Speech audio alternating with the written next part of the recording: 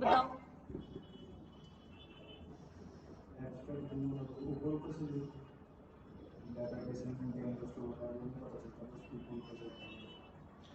कहने का मतलब ये है, एक्चुअली ये जो आर्किटेक्चर है ना वो सारा डिज़ाइन थ्योरी का पार्ट नंबर 1 है। ठीक है जी। डिज़ाइन थ्योरी ये कहती है कि अगर आपको डेटाबेस बनाना है, आप डायरेक्ट डेटाबेस कभी बना ही नहीं सकते, क्योंकि सिंपल सा लॉजिक हमें पता है, डेटाबेस बनाना है तो उसके लिए देयर आर सम लिमिटेशंस, जिसके अंदर कोई दायरे होते हैं जिसके अंदर ही रह के आपको सारा काम करना पड़ता है। एंड ऑफ द डे सारा डेटाबेस ये करता कौन है? ये DBA, database administrator, can be single person और a group of IT staff. उसके अंदर ये बताया गया है कि पहली बात तो ये कि डीबीएमएस, डेटाबेस मैनेजमेंट सिस्टम क्या है? एक फ्रेमवर्क होता है। फ्रेमवर्क क्या मतलब? जहाँ पे structure of DBMS is described, कि डेटाबेस मैनेजमेंट सिस्टम का किस तरीके से आपने वो सारी चीज़ डिस्क्राइब करी हुई है ताकि आप डेटाबेस के साथ एक्सेसिबिलिटी परफॉर्म कर सको। इसके अंदर क्या है, कहते हैं the main aim of designing DBMS architecture is to provide users as with an abstract view of the data by hiding certain details of how the data is stored and maintained।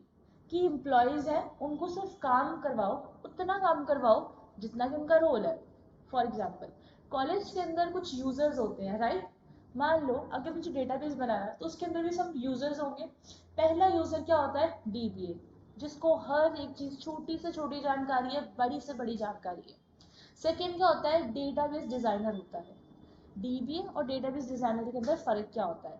Database administrator काम करता है सारा technical, storage, bite bit कितनी लेनी है, client के साथ किस तरीके से बात करनी है, वो सारा उसका काम होता है। ठीक है जी। ब्लूप्रिंट तैयार करना उसका काम होता है, और उसके सहायक उसके अदर पार्टिसिपेंट्स का भी हो सकता है।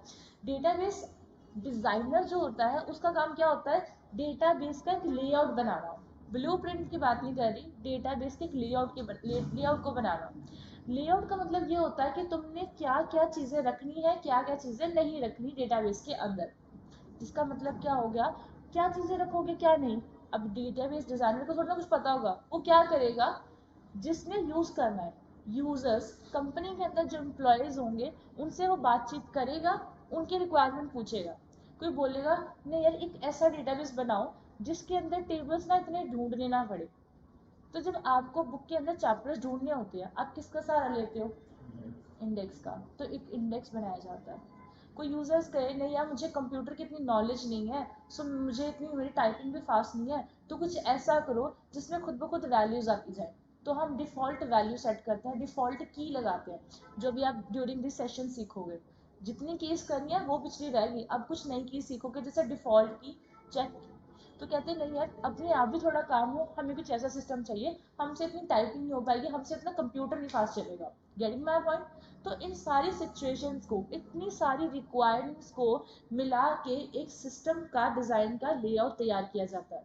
उस लेआउट को फर्दर इम्प्लीमेंट किया जाता है, which is the stage number 2। जो डेटा एनालिस्ट की फील्ड में जा रहे हैं वो चीज़ें ध्यान से सुनना। पहला स्टेज क्या होता है? लेआउट का। सेकंड क्या होता है? इम्प्लीमेंटेशन का। लेआउट के अंदर आप सारी बातचीत करते हो, क्या क्या चीज़ें इसके अंदर करनी है, क्या चीज़ें नहीं करनी। सेकंड स्टेज होता है इम्प्लीमेंटेशन का। जब इम्प्लीमेंटेशन कंप्लीट हो जाती है, थर्ड स्टेज क्या हो सकता है फिर? Can guess? थर्ड स्टेज क्या होता है? चेक करना, टेस्टिंग या डिबगिंग। प्रोग्रामिंग के अंदर हम उसको डिबगिंग बोल देते हैं, एंड एनालिस्ट की फील्ड के अंदर हम उसको टेस्टिंग बोल देते हैं, या स्क्रिप्ट की फील्ड में हम उसको टेस्टिंग बोल देते हैं। इम्प्लीमेंटेशन के फौरन बाद हम टेस्टिंग इसीलिए करते हैं कि जब आपका प्रोडक्ट किसी को सेल किया जाता है, बिफोर दैट टेस्टिंग अच्छे से कर लो।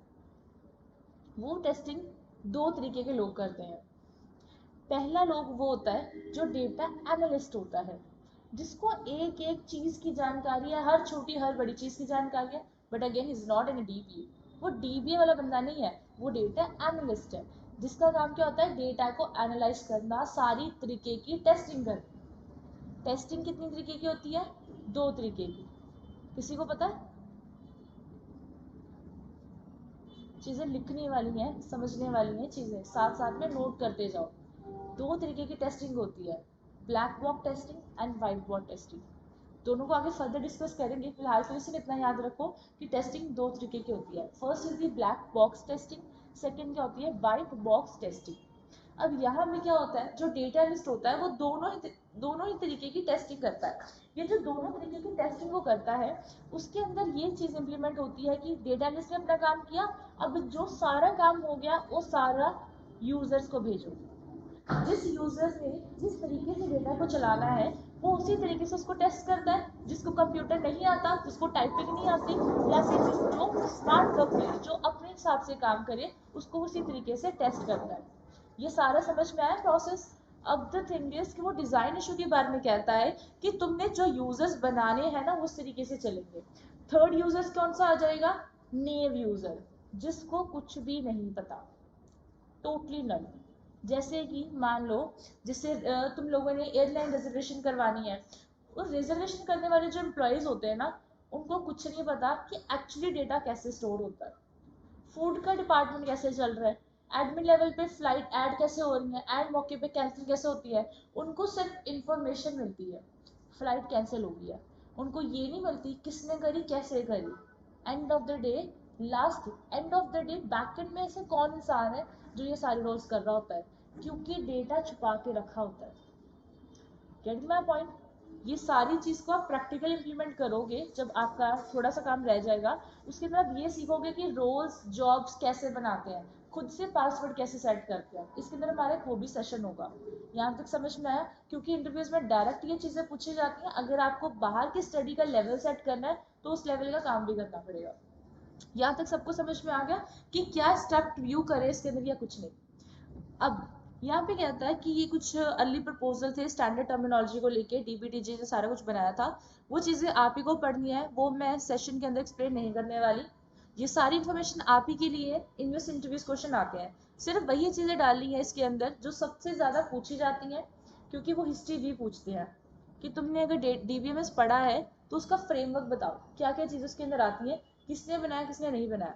तो ये सारी इंटरव्यूज का क्वेश्चन होता है। जैसे होता है ना, कई बार एक इंटरव्यू बैठा है, अच्छा अपनी इंट्रोडक्शन दो, आपने अपनी इंट्रोडक्शन दे दी, अब जिस सब्जेक्ट के लिए आपने रिज्यूम में ऐड करा होगा कि I am here for this particular subject, उसकी हिस्ट्री से लेके उसका फ्यूचर तक सब चीज़ आपसे पूछते हैं। Then you should know each and every detail कि फ्रंट एंड, अगर आप बैक एंड कर रहे हो तो बैक एंड की सारी नॉलेज आपके हाथ में होनी चाहिए। सबको पता है ना कि माई सीक्वल किसके लिए यूज होता है, बैक एंड के लिए यूज होता है, तो बैक एंड की सारी इन्फॉर्मेशन आपके हाथ में होनी चाहिए। तो वो सारी इसके अंदर एक्सप्लेन करी हुई है। ठीक है जी। नेक्स्ट हमें मिल जाता है कुछ इस तरीके का आर्किटेक्चर। ये कॉलेज का मान लो एक आर्किटेक्चर है जिसके अंदर 3 लेवल आर्किटेक्चर स्पेन करा हुआ है, जिसके अंदर कुछ लेवल्स होते हैं। एक्सटर्नल लेवल होता है जिसके अंदर पूरा बॉक्स ये यूजर्स का बनाया हुआ है, डिफरेंट डिफरेंट यूजर्स, जैसे अभी हमने बनाया, नेम यूजर होता है, प्रोफेशनल यूजर होता है, डेटाबेस डिजाइनर होता है, डीबीए होता है। Getting my point? तो ये कुछ इस तरीके से आ जाते हैं। नेक्स्ट क्या होता है? कंसेप्चुअल लेवल होता है। कंसेप्चुअल के ठीक नीचे क्या होता है? इंटरनल स्कीमा होता है, और इंटरनल स्कीमा में एक्चुअल फिजिकल डेटाबेस की स्टोरेज होती है।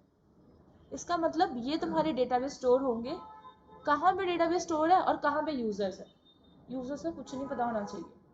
यहाँ तक समझ में आया सबको? तो ये इसकी डिज़ाइन थियोरी होती है। तो सबसे एक एक करके ज़रा इसका एक्सप्लेनेशन पढ़ते हैं। हमने कहा सबसे पहले में मिल जाता है एक्सटर्नल लेवल। एक्सटर्नल लेवल का मतलब क्या होता है? एक काम करो, ज़रा इसको पढ़ो। कहाँ तक पढ़ना तुम लोगों ने? पहले शुरुआत तो करो, बाकी बाद में देखते हैं। ज़रा खुद पढ़ो, फिर मैंने प्लीज़ एक एक इंडिविजुअल से पूछना है।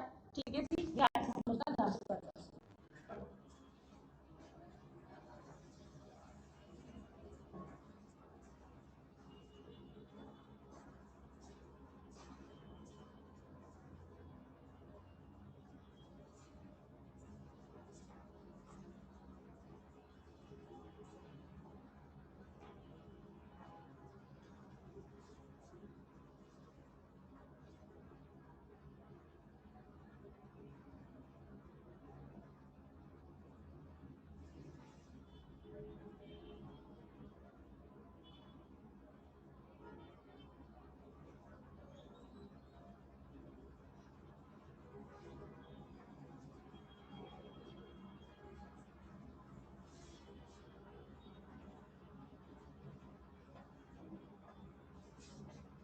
छोड़ करना।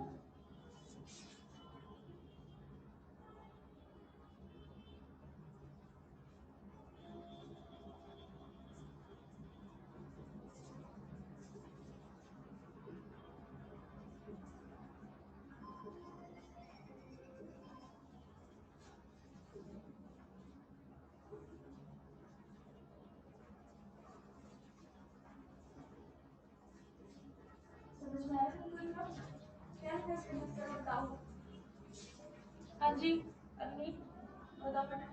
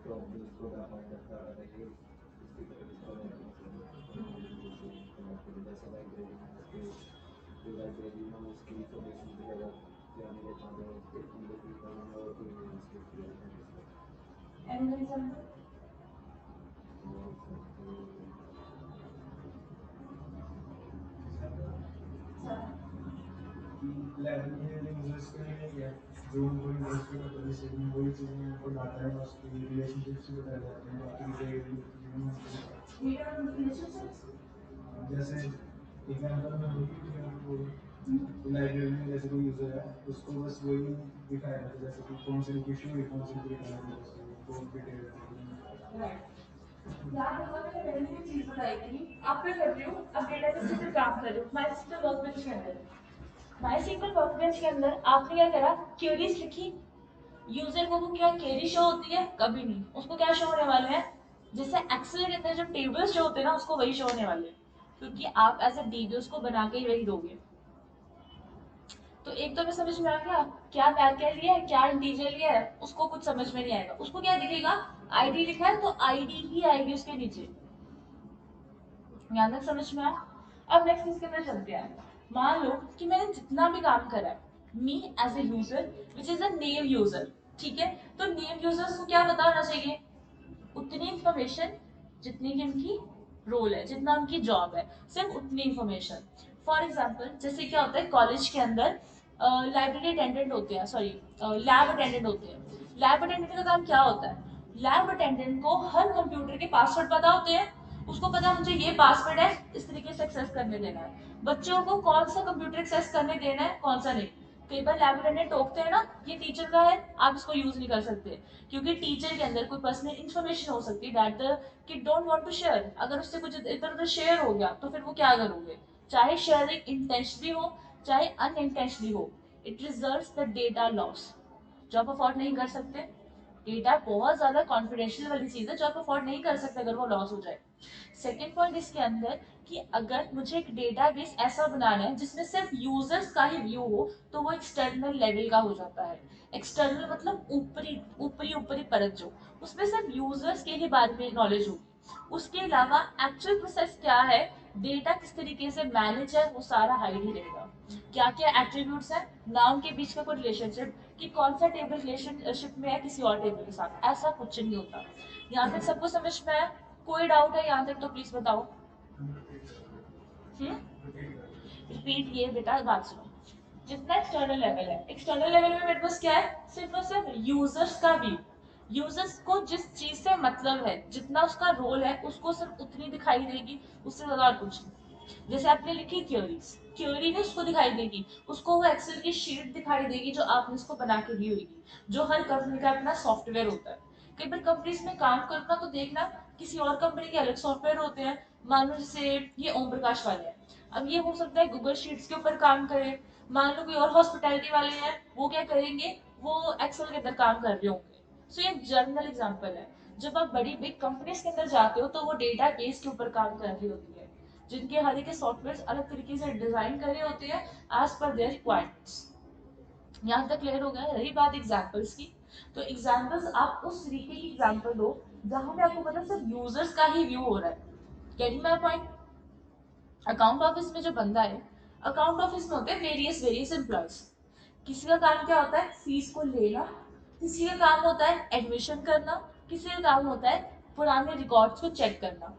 जिसका काम रिकॉर्ड चेक करने का है उसके पास ज्यादा एक्सेस होगी एज कम्पेयर टू एडमिशन करने वाले और फीस कलेक्ट करने के वाले के पास। जो फीस कलेक्ट करने वाला है उसके पास कितनी एक्सेस होनी चाहिए, मुझे आप खुद बताओ। स्टूडेंट नेम, उसकी आईडी, जो फीस पे कर रहा है, कॉन्टेक्ट नंबर, कोर्स। पर कोर्स के हिसाब से फीस जनरेट होती है, और उसका रजिस्ट्रेशन नंबर। वो रजिस्ट्रेशन नंबर जो एनरोलमेंट के टाइम पे बताए गए होते हैं, जो यूनिवर्सिटी रोल नंबर्स में होते हैं, या जो आपके जर्नल ऑफिस आपको जनरेट करके देते हैं, क्योंकि वो ऑटो जनरेटेड होते हैं। कोई ऐसा तो नहीं कोई स्टूडेंट मांगता है कि नहीं मुझे यही पर्टिकुलर रजिस्ट्रेशन नंबर चाहिए, ऐसा कुछ नहीं होता। यहाँ तक सबको समझ में आया? कोई डाउट है तो बताओ। ये पॉइंट सारा क्लियर है ना? चलो अब नेक्स्ट इसके अंदर चलते हैं। तो यही सारा इसके अंदर बताया हुआ है। नेक्स्ट चलते हैं कंसेप्चुअल लेवल के अंदर। अब जरा इसको पढ़ो, कंसेप्चुअल लेवल।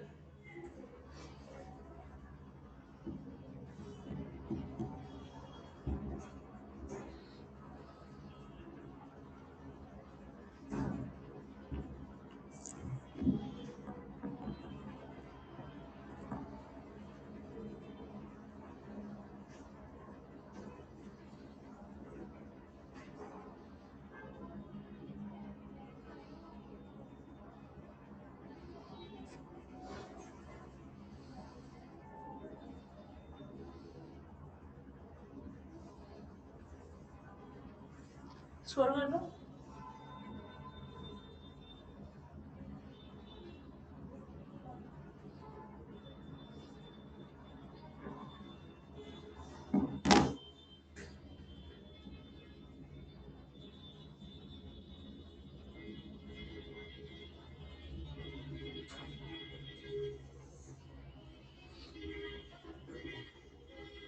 पढ़ लिया सबने?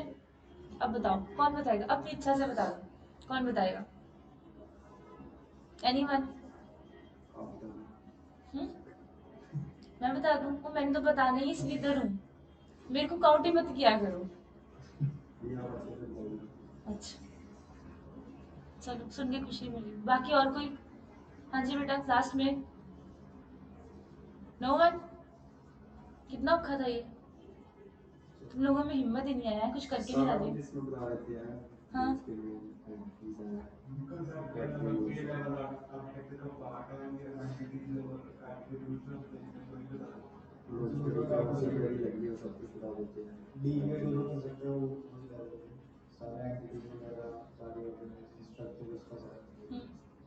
गुड।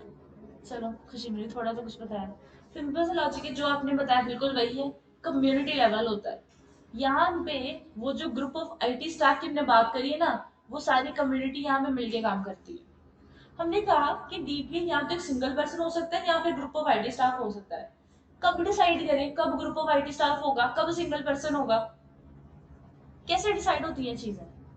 इट डिपेंड्स अपॉन कि तुम्हारे ऑर्गेनाइजेशन की रिक्वायरमेंट क्या है। मुझे एक बड़ी कंपनी के लिए काम करना है, तो मेरे को मैं खुद तो नहीं सारा कर सकती। अरे डेटाबेस बनाना है तो नेटवर्किंग नहीं चाहिए, तारे नहीं चाहिए करने के लिए। सारे ऑफिस को कनेक्ट करना है खुद से, तो केबलिंग भी तो होगी, डेटा शेयरिंग केबल से भी तो होती है। अब ब्लूटूथ कहाँ से इतने महंगे डिवाइसेस लेके आओगे? तो तारे तुम्हें थोड़ी इजी बनेंगी। तो नेटवर्किंग करोगे, डिवाइसेस को कनेक्ट करोगे।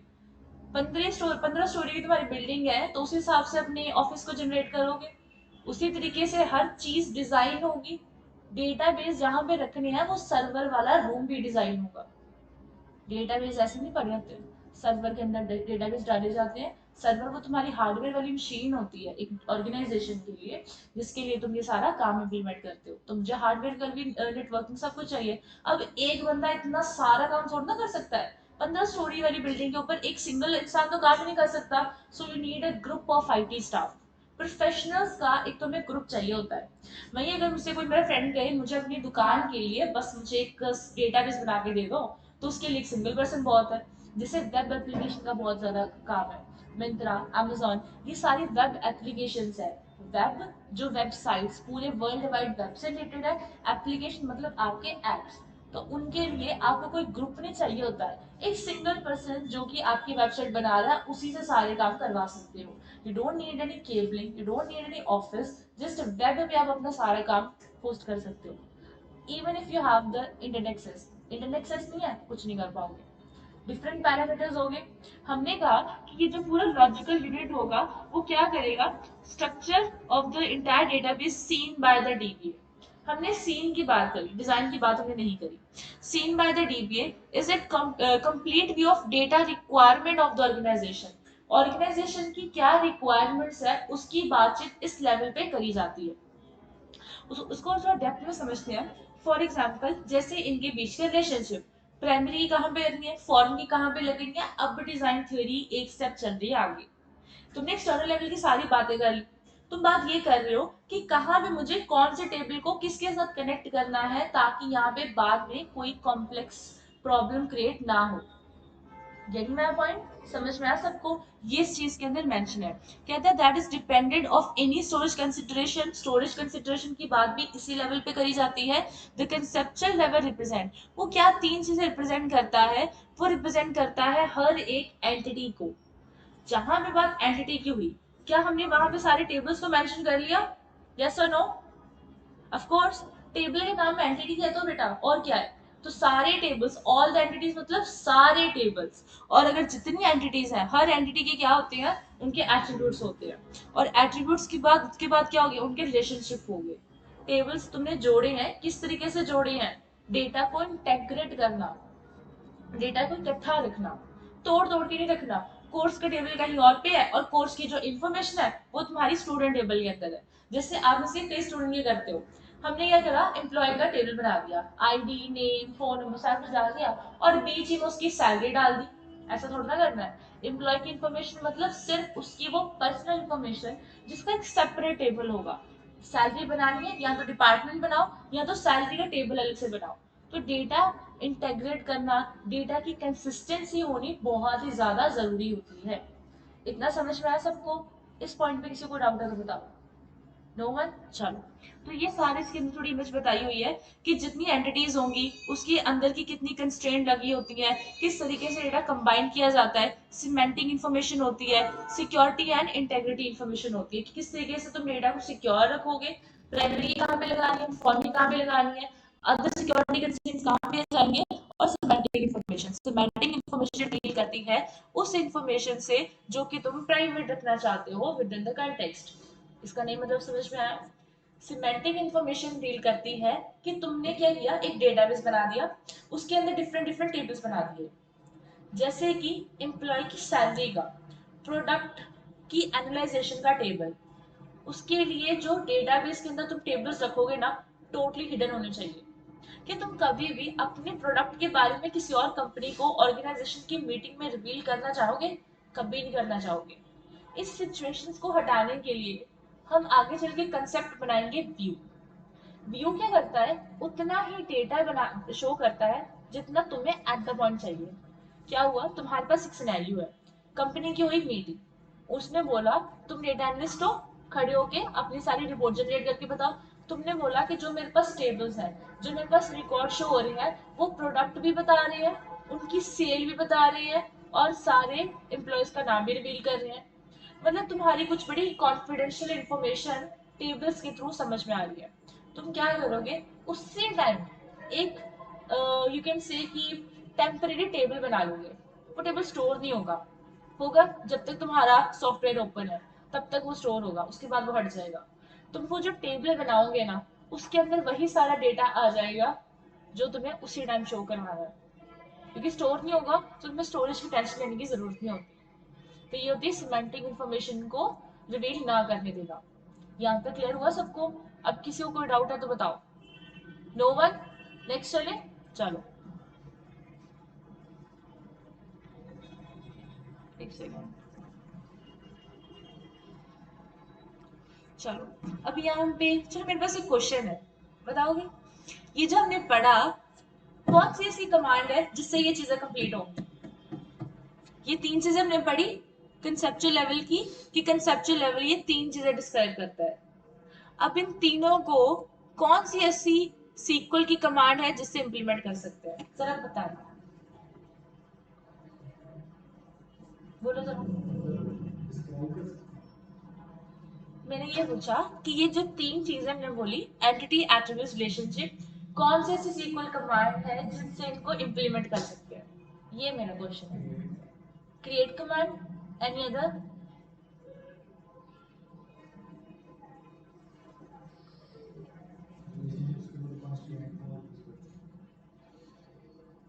अब कंस्ट्रेंट हुआ है कंसेप्ट, मैंने बोला कौन सी सीक्वल कमांड्स हैं।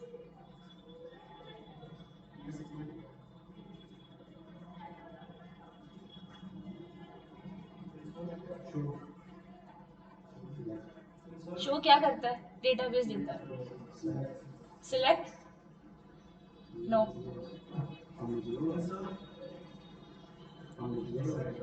हाँ, ऑफ कोर्स कर लिया। अरे पूरा पीक दिया था करने के लिए। और कोई? जब तुमने क्वेश्चन सुना, कहते हैं कि कंसेप्चुअल लेवल तीन चीजों से बना है, एंटिटी से बना है जो कि टेबल का नाम है, उसके एट्रीब्यूट से बना है, और उनके बीच का रिलेशनशिप। तो रिलेशनशिप प्राइमरी फॉर्म की आ गया। अरे ये जब ये तीनों चीजें लगाई थी तो कौन सी कमांड लगाई थी? तुमने कमांड्स का ना पूरा चैप्टर पढ़ा हुआ है, सिंगल सिंगल बोल रहे हो, क्रिएट कमांड है, इंसर्ट कमांड है, अरे वो किसी कैटेगराइजेशन में फिट नहीं होती। कौन सी दोनों में, डीएमएल के डीडीएल? डीडीएल पक्की श्योरिटी है। अरे ऊपर कहाँ लिखा है? कितने लिखा है?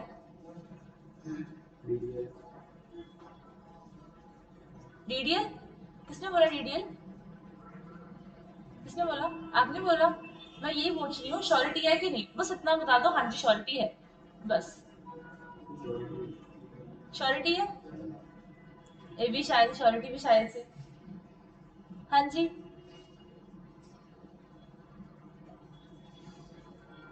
हाँ जी करो।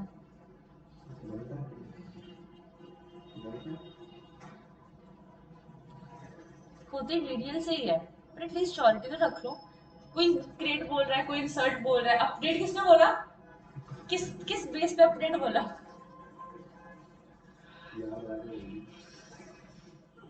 याद आया, तुम्हारा याद आया ना याद आया कि बराबर है। सो सिंपल सा लॉजिक है, डीडीएल कमांड होती है और प्रोवाइडेड बाय डीबीए। ये जो डीडीएल का सारा ब्लूप्रिंट है ना, जो स्कीमा, स्कीमा का मतलब क्या होता है? वही उसका ब्लूप्रिंट होता है, वही सारा उसको जो जिसको आप डिस्क्राइब से करते हो, तो describe actually is your schema. तो हमने कहा कि ये जो सारा काम है वो डीडीएल कमांड से के साथ ही आप इम्प्लीमेंट करते हो, और डीडीएल प्लस डेटाबेस डिजाइनर। बात हमेशा डीबीए की होती है, बट डीबीए अकेला कुछ नहीं कर सकता। डीबी कभी भी यूजर्स के साथ जाके बातचीत नहीं करता, वो डेटाबेस डिजाइनर होता है। इन दोनों को मिला के ही अपना काम फर्दर इम्प्लीमेंट किया जाता है। समझ में आया? चलो नेक्स्ट पे चलते हैं। जरा इसको पढ़ो और बताओ मुझे, इतना लॉजिक पढ़ो।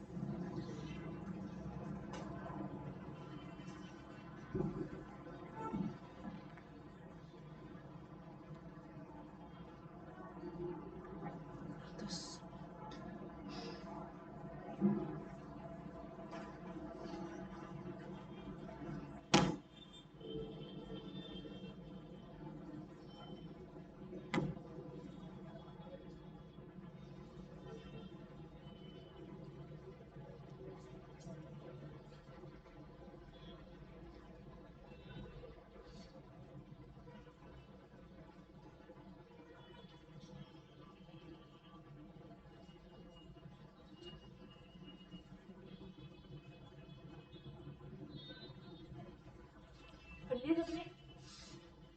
बताओ।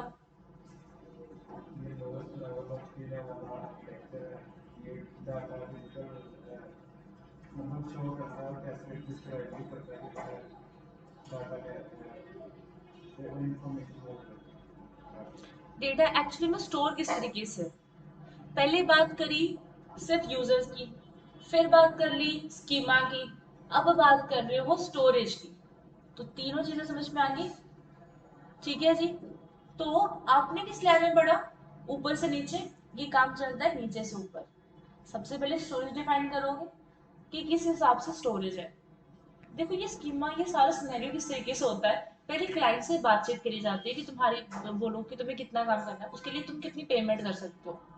फिर जब वो पेमेंट बताता है कि नहीं जी मेरे को इससे ज़्यादा स्टोरेज मैं कर सकता हूँ, मतलब मेरी इतना मेरा बजट है, उस बजट के अंदर ही आपको स्टोरेज देखनी पड़ेगी कि आप डेटाबेस कैसे बनाओगे।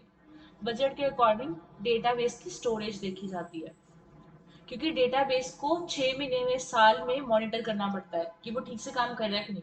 जैसे आई डोंट नो किसी ने न्यूज़ सुनी होगी कि नहीं, 2 साल पहले शायद एम्स का सारा डेटाबेस उड़ गया था क्योंकि उन्होंने अपडेट नहीं करवाया था। उन्होंने पिछले 5 से 6 साल से डेटा अपडेट नहीं करवाया था, उनका सारा डेटा लॉस हो चुका था एम्स वालों का। अगर किसी ने न्यूज़ सुनी हो तो सुना करो ये चीज़ें। नेक्स्ट हमारे पास क्या होता है कि ये जितना वो बजट डिसाइड करते हैं उस बजट के अकॉर्डिंग स्टोरेज को डिफाइन किया जाता है। जितनी स्टोरेज वो डिफाइन करते हैं उसके अंदर स्कीमास की फिर फर्दर लेआउट तैयार करी जाती है। जैसे कि हमने समझा कि इस इंटरनल लेवल के अंदर storage space allocation of data and indexes, हर चीज बनानी है आपको, इंडेक्स भी बनाना उसके लिए भी स्टोरेज चाहिए। कॉपी में इंडेक्स बना रहे हो तो कॉपी नहीं चाहिए, उसके लिए उतनी स्पेस चाहिए। वैसे ही मेमोरी में अगर इंडेक्स बनाने हैं तो हर चीज के लिए स्पेस चाहिए आपको। फिर क्या कह रहा है कि record description for storage with store size for data, कितना डेटा लेना है आप लिख देते हो धीरे से, इंटीजर वैरचर 256 17, बड़ी चीजें देख के सोच समझ के फिर करना पड़ता है। कई सिस्टम कॉन्फ़िगरेशन इतनी पुरानी और इतने तरीके से करनी पड़ती है कि जो आप बड़े मतलब नो ऐसे बस धीरे से लिख देते हो कि वैरकैट 255, देखना पड़ता है कि वो एक्चुअली वैरकैट 255 सपोर्ट कर रहा है सिस्टम को कि नहीं कर रहा, 16 बिट के 32 बिट के सिस्टम को सपोर्ट करता भी है कि नहीं करता। समझ में आया लॉजिक। तो बड़ी चीजें देख के सोच समझ के फिर करनी पड़ती है। फिर यहाँ पे लिखा है कि रिकॉर्ड्स की प्लेसमेंट कहाँ पे होनी है। रिकॉर्ड की प्लेसमेंट हम नेक्स्ट नेक्स्ट यूनिट के अंदर समझेंगे जब हम नॉर्मलाइजेशन पढ़ेंगे। मैंने बताया था हर एक प्राइमरी की, हर एक फॉरेन की, हर एक नेम एट्रीब्यूट, हर एट्रीब्यूट को लिखने का एक सलीका होता है, एक तरीका होता है कि लेफ्ट में लिखना है क्या राइट में लिखना है, क्या क्या चीजें लिखनी है। उस तरीके से डेटाबेस थियरी कंप्लीट होती है। फिर इसके अंदर बताया गया है कि data compression of data encryption technique, security thread, data को किस तरीके से इंक्रिप्ट या डिक्रिप्ट किया जाता है। किसी को पता है ये चीजें, इंक्रिप्शन डिक्रिप्शन? जो साइबर सिक्योरिटी वाले हैं जिन्होंने बाहर जाके पढ़ना है उनके लिए बहुत जरूरी चीज है कि साइबर सिक्योरिटी इसके अंदर क्या है किसी के सब्जेक्ट बाहर साइबर सिक्योरिटी, बताओ कितना जानते हो, कुछ नहीं पता। देखो ये जो इंक्रिप्शन या डिक्रिप्शन टेक्निक होती है, अच्छा जब व्हाट्सएप स्टार्ट करते हो कोई नया नंबर होता है उसके अंदर मैसेज नहीं आता एंड टू एंड इंक्रिप्टेड, उसका मतलब क्या होता है, डेटा सेव है, तुम्हारी चैट्स किसी तीसरे इंसान के पास नहीं जाएगी। दूसरा इंसान वो हो गया जिसके साथ चैट कर रहे हो and the first is you, तो कोई तीसरे इसके अंदर कुछ नहीं आ सकता। बट यही चीज क्या होती है, रुको ना मुझे एक्सप्लेन विद डायग्राम।